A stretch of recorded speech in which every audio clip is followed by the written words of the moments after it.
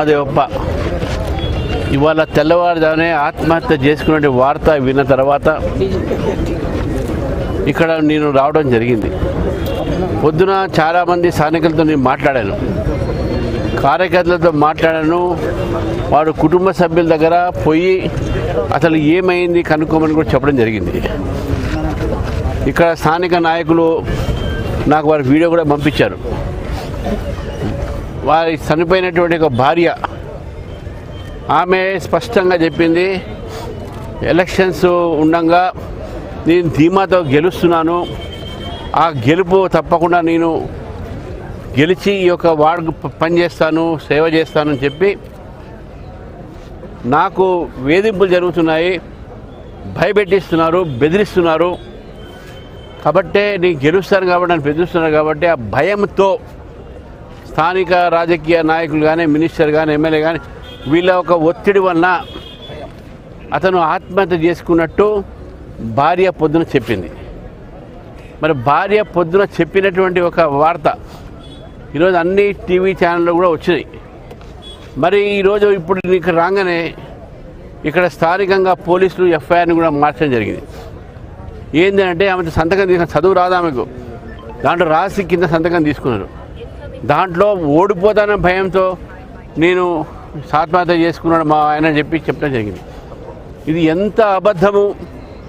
ఎంత సీఎం జిల్లా అయినా, ఎంత మంత్రి జిల్లా అయినా ఇటువంటి ఒక తప్పుడు పని చేయడానికి ప్రభుత్వానికి, నాయకులు సిగ్గు ఉండాలి. ఇది రేవంత్ ప్రభుత్వమా, రాబందర్ ప్రభుత్వాన్ని ఒకసారి మనం ఆలోచిస్తాం. ఇది ఆత్మహత్య కాదు, ఇది హత్యగానే మేము భావిస్తాం. పోలీసులు కూడా చెప్తా ఉన్నాను నేను, మీరు నా చట్టపరంగా మీరు పోకపోతే తీవ్రమైనటువంటి పరిణామాలను మీరు ఎదుర్కోవాల్సి వస్తుంది. మీరు కార్యకర్తలు గారు, మీరు గవర్నమెంట్ జాబ్స్, గవర్నమెంట్ ఉద్యోగస్తులు, మీరు ప్రజలకు అందరి రకాలుగా మీరు సహకారం చేయాలి. ఒక పార్టీ కోసం మీరు పోలీసు ఉద్యోగం లేరు. ఏ విధంగా మీరు మారుస్తారండి ఎఫ్ఐఆర్ ఒక వర్షాన్ని? ముఖ్యమంత్రి చెప్పని మారుస్తారా? మన మంత్రి చెప్పని మారుస్తారా? ప్రజలు ఏం కావాలి ఈ యొక్క జిల్లాలో? తప్పుడు ఎఫ్ఐఆర్ ఎట్లా రాస్తారు? ఒక చోటనో ముఖ్యమంత్రి గారి తమ్ముడే అన్ననో వచ్చి పార్టీ మార్పిస్తారు మా వాళ్ళని. అక్కడ కూడా ఎస్టీ లంబాడ, ఇక్కడ ఎస్టీఏ. అంటే ఎస్టీల మీద మీ వ్యతిరేకత ఉందా తెలుసు. ద్రౌపది ముర్ము మీద మీరు ఏమేమి మాట్లాడుతున్నారు, కానీ ఈ రకంగా ప్రాణాలు తీసేటటువంటి ఒక వ్యతిరేకత ఎస్టీల మీద ఉందంటే ఏం చెప్పాలి? నేను డిమాండ్ చేస్తా ఉన్నాను, వెంటనే ఎఫ్ఐఆర్ మార్చాలి. ఇది ఎన్నికల సంబంధం కాదు, ఇది ఒక మనిషి ప్రాణం సంబంధం. ఒక ఎస్టీ కుటుంబానికి సంబంధించింది, ఒక ఎస్టీ వర్గానికి సంబంధించింది.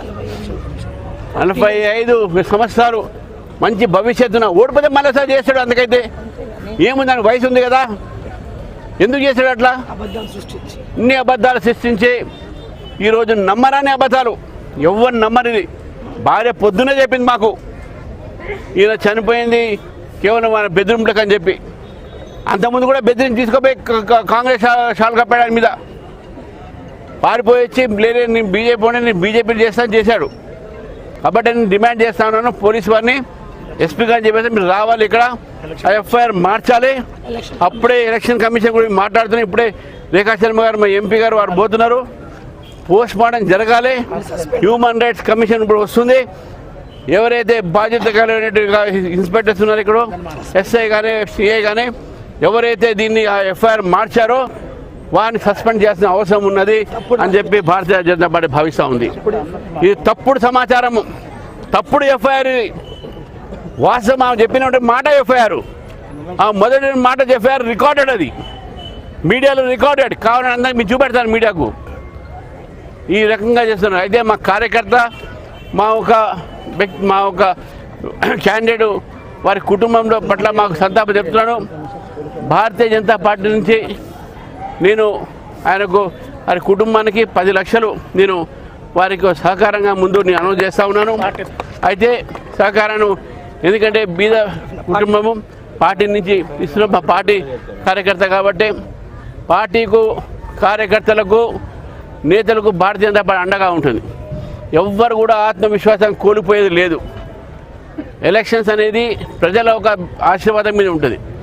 కానీ ఇట్లా బెదిరించి ఎలక్షన్స్లో ఈ విధంగా బెదిరింపులు చేసి తొండి ఆటతో గెలిచే ప్రయత్నం చేస్తున్న కాంగ్రెస్ పార్టీ వీళ్ళు చేసే పనే ఇదే. కాబట్టి నేను మళ్ళొక్కసారి చెప్తున్నాను, పోస్ట్ మార్టము ఈ ఎఫ్ఐఆర్ మార్చే వరకు జరగదు. కావాలంటే మమ్మల్ని అరెస్ట్ చేసుకొని చూస్తాము, మేము ఇక్కడే ఉంటాము, ఏం చేస్తారు చేసుకోండి చెప్తున్నాం. మేము